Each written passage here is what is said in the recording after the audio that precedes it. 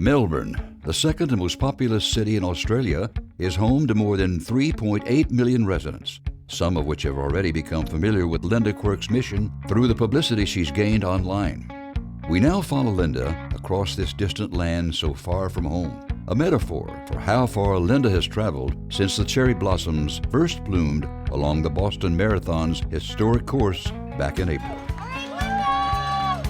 Join us as we document Linda Quirk's 6th of 7 worldwide marathons on Run7on7.com. Melbourne's Samsung Marathon will take Linda through lush parks, coastal trails, and along the city's picturesque skyline and the Yarra riverfront. Joining Linda in her 6th marathon is Karen Renaissance's Ernest Bradshaw.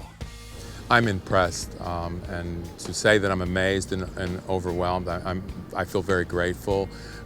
But there's somebody who's demonstrating something beyond herself and what it means to make a commitment and to make it real, to bring it to fruition. And interesting enough, because of something that's affected her so much, she's being able to affect the lives of so many others out in our own community. I'm pleased and I'm proud to say that I know Linda. Ernest was the very first person that I came in contact with there at Renaissance, and honestly, if it wasn't for his caring nature and the ability to actually talk to Catherine and get her to at least consider the idea of going through their program was a tremendous help. So I can't thank him enough, and extremely excited to have him here with me in Melbourne. Also joining Linda are some fresh young faces who reached out to Linda online.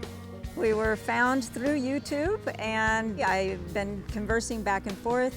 They're young people. They're now going to be wearing our Run 7 on 7 hats, running tomorrow, some in the half, some in the full. The people here in Melbourne, just amazing. And so begins Linda's 6th marathon.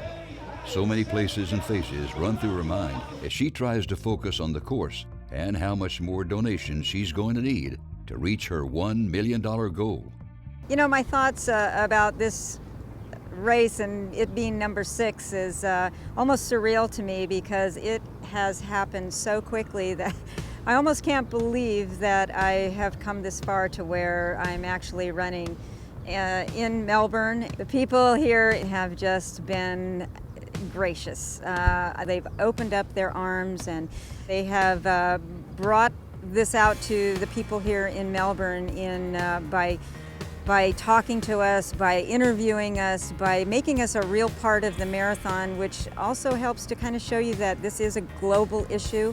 It doesn't just happen in America, it is everywhere. And so I can't thank them enough for helping us out. Linda crosses the finish line, tired yet reflective of her Melbourne experience.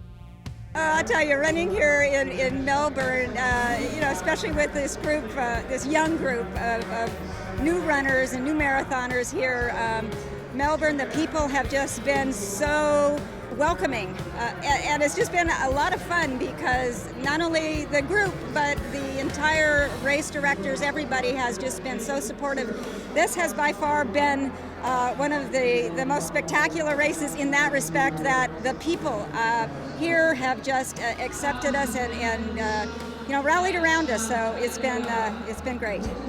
Having Ernest here with me has been a great moment for me, especially. So I'm overwhelmed, and this again, it's Karen's been just wonderful throughout this whole thing.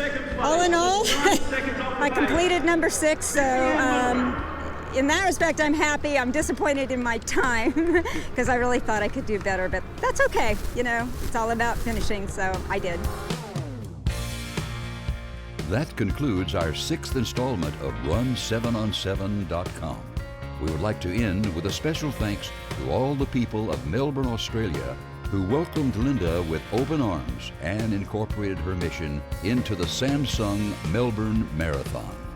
If you haven't done so, please make a donation today and tell your friends about Linda's mission and goal to raise $1 million for Karen Treatment Center's drug and alcohol addiction treatment scholarships that help families who need Karen's care but cannot afford it.